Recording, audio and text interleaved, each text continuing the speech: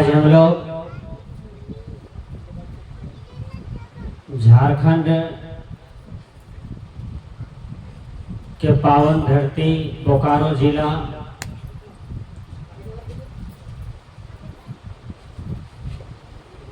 जरंडी गांव है। इस गांव में पावन कुटिया श्री राजेश दास जी का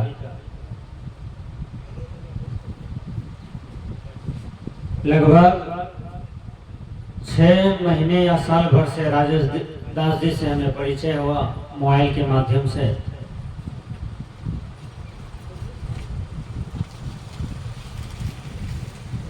मोबाइल के माध्यम से हम इस परिवार को जाने, अवगत हुए।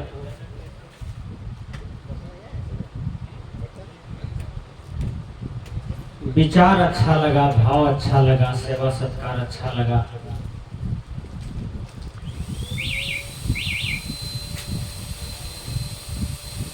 प्रवचन का कार्यक्रम देश विदेश मेरा चलते रहता है।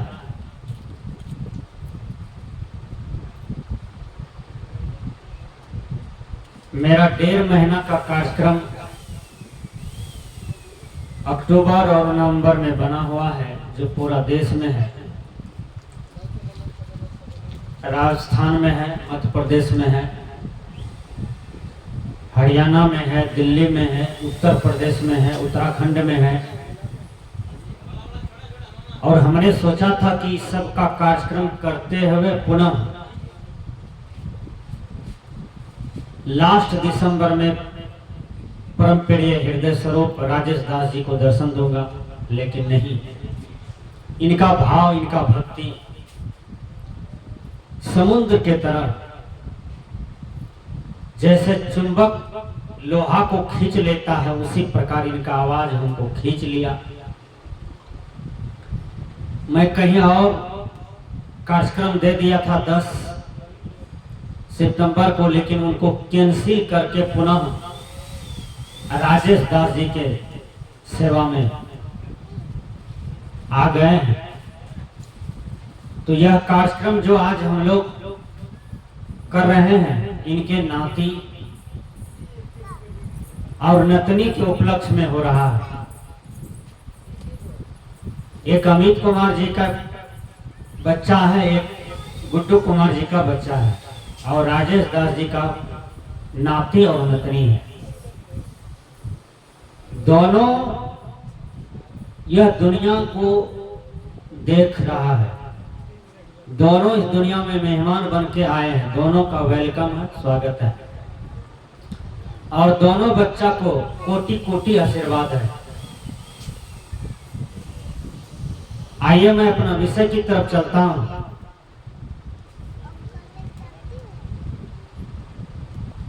अरस्तु का सिद्धांत आपने पढ़ा होगा।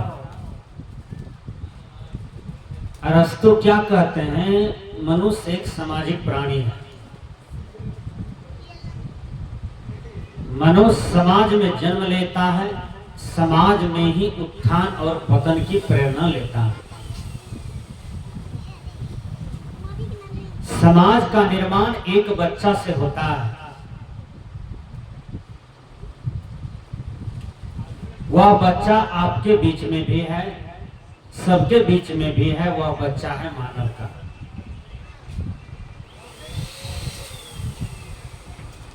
बच्चा कोरा कागज होता है।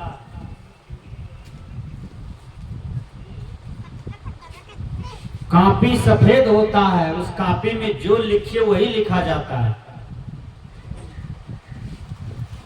सदा कपड़ा में जो रंग डालिए उसी रंग का हो जाता है। उसी प्रकार हमारे बीच में जो बच्चे हैं, उस बच्चे को हम जो बनाएंगे वो बन जाएगा। दुनिया के महान उद्भट विद्वान स्वामी शंकराचार्य ने कहा था,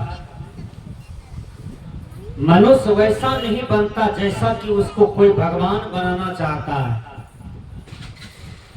मनुष्य वैसा बनता है जैसा स्वयं को बनाना चाहता है। हम अपने जीवन का निर्माण करें, हम अपने जीवन के उत्तरोत्तर भौतिक और आध्यात्मिक निर्माण में लगनशील हो, तभी हमारा विकास होगा।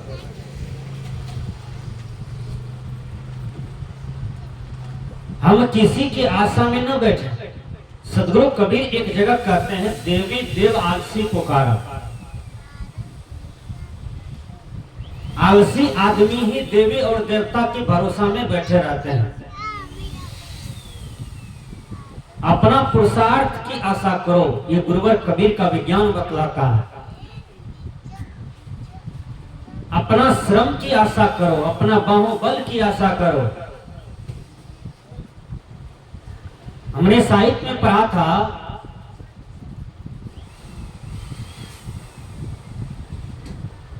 कहां पूछता फिरता है ज्योतिष, ग्रहों का डर है तो ग्रहों को बदल दे।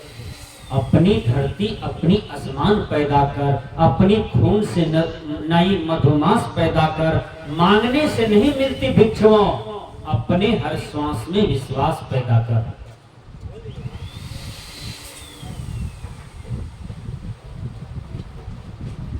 करबाहियां बल अपनी छार विरानी आस, जाके आंगन नदिया बहे सो कसमरत प्यास।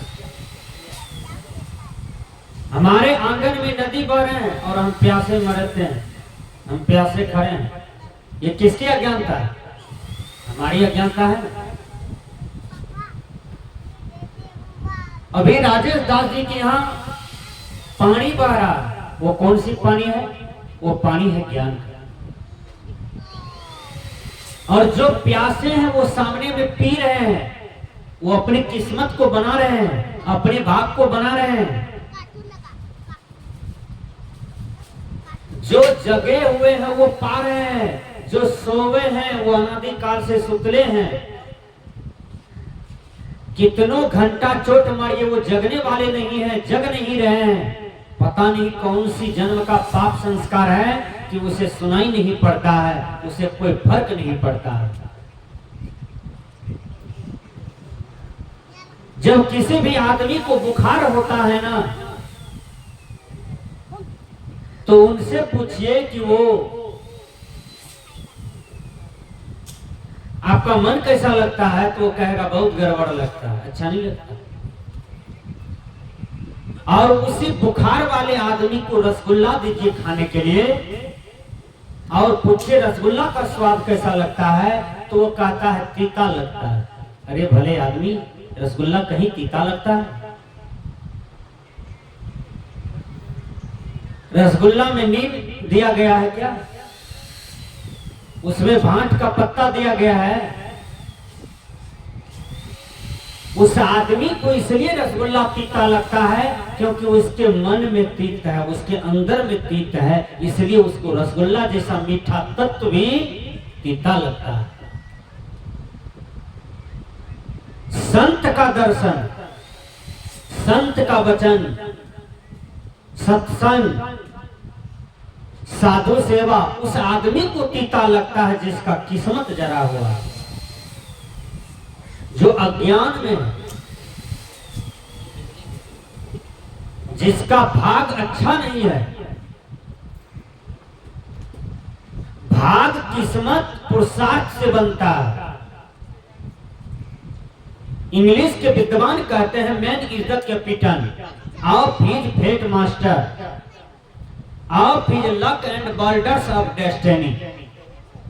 अर्थात मनुष्य अपने भाग का निर्माता, विधाता एवं स्वामी स्वयं है। लोग अपने भाग को हाथ में देखते हैं कि मेरे भाग जो है हाथ की रेखा है। ये कितनी बड़ी अज्ञानता है। हाथ में जितने भी आप चिन्ह देखते हैं यह नस नाड़ी का विकार है। ध्यान से सुनिए, ये क्या है? नस नाड़ी का विकार है। कोई ऊपर में ब्रह्मा जी, विष्णु जी, महेश जी नहीं बैठे हैं। इसकी कल्पना को छोड़िए। पंडित लोगों ने आपको भरमाया है, पंडित लोगों ने आपको उलझा के रखा है। कोई ब्रह्मा जी आपके हाथ में रेखा लिखने वाले नहीं है। ये आत्मा अपने ही कर्मों से भाग्य बनाता है, अपने ही कर्मों से भाग्य को फोड़ता भी है। संस्कृत के विद्वान इनको स्पष्ट करते हैं, स्वयं कर्म को त्यात्मा स्वयं तत्फल सुनते, स्वयं भ्रमति संसारे स्वयं तस्मात् विमुच्यते।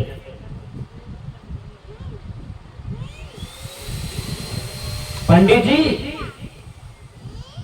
आपके दरवाजे पर आते हैं और आप भ्रमवश कहते हैं मेरा थोड़ा हाथ देख दीजिए, हाथ में क्या सब है। पंडित जी कहीं दुख दिखा देते हैं, कहीं सुख दिखा देते हैं। पंडित जी नाना प्रकार के वाणी जाल में आपको उलझा दिया और सब में हम कहते हैं ठीक बोले पंडित जी, ठीक बोले हैं, आप सब बात सच बोल रहे हैं। पंडित जी आपसे 1000 टका लेके चला गया, कपड़ा लेके चला गया, बहुत कुछ आपका ठग लिया, लेकिन पंडित जी जितनी बातें आपको बताई, क्या आप इतने बात सुन करके आपके जीवन बदल गया, आपका सब कुछ आ गया, सब कुछ लौट गया? तनिक विचार किए। पंडित कौन? सदगुरु कबीर का पंडित ज्ञानी होता है, वो पंडित नहीं जात वाला जो दशहरा में 1000 बकरी को गला काट करके आगे में रख दिया और खून की धारा बहा दिया। उस पंडित की बात सदगुरु कबीर नहीं करते हैं। कबीर साहब उस पंडित की बात करते हैं जो मंच पर बैठ करके मानवतावादी का ज्ञान दे रहा है, समाज सुधार का ज्ञान दे रहा है, राष्ट्र कल्याण की बात कर रहा है, विश्व कल्याण की बात कर रहा है। ये सदगुरु कबीर का पंडित है। इसलिए सदगुरु कबीर का पंडित आप हैं, पंडिताइन आप हैं।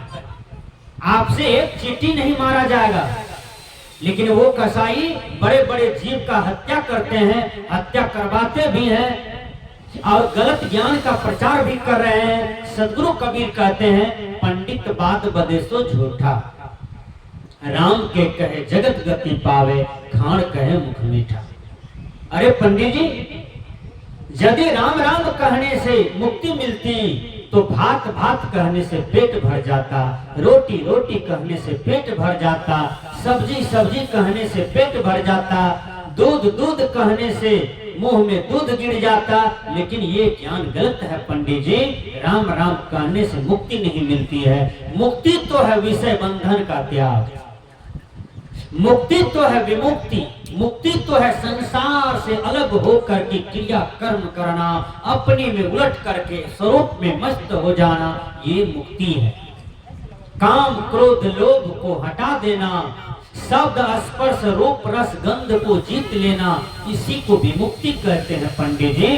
मरने के बाद कोई मुक्ति नहीं है, मुक्ति तो जीते जी देखा जाता है। जो विषय बंधन का त्याग कर दिया और साधना की समर क्षेत्र में मस्त हो गया पंडित जी, वही तो मुक्ति है। जो व्याकरण पढ़े हैं उन्हें जानकारी है, मुच धातु में कितिन प्रत्यय होता है, कृदंत मुक्ति, मुक्ति का मतलब छुटकारा। यदि हमारे जीवन में काम जैसे विकार है, क्रोध जैसे विकार है, लोभ जैसे विकार है, अहंकार जैसे विकार है, राग द्वेष जलन जैसे विकार है, सारे विकारों को यदि हमने साधना से मार दिया तो इसी को मुक्ति कहते हैं। मरने के बाद ये जीव इंद्र की गोद में चले जाए, धर्मराज की गोद में गया कि विष्णु भगवान की गोद में गया, आज तक किसी ने नहीं देखा है, सब कल्पना की बात कर रहा है। गुरुवर कबीर कहते हैं यदि तुम साधना करके समस्त विकार को मार देते हो तो इसका अनुभव तुमको स्वयं होगा कि मैं मुक्त हो गया हूं, मुझे अब संसार में किसी मुक्ति की आशा नहीं है। नारद जी रास्ते से जा रहे हैं,